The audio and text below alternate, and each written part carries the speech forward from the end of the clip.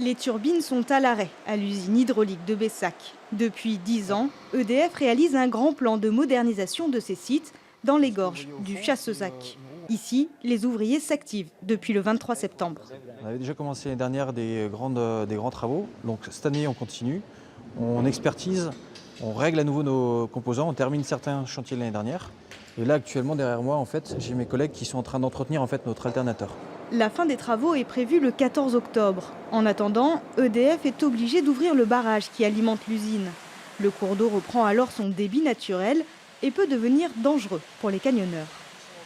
L'avantage d'avoir un barrage fonctionnel, du coup, qui est opérationnel quand on a nos machines, en fait, on est capable de faire un tampon d'amortissement et de prévenir l'ensemble des chaînes de secours pour mettre en place les dispositifs pour que les camionneurs puissent sortir à temps. Pour prévenir des risques, les gorges du Chassezac sont fermées entre le barrage du Rachat et celui de Sainte-Marguerite.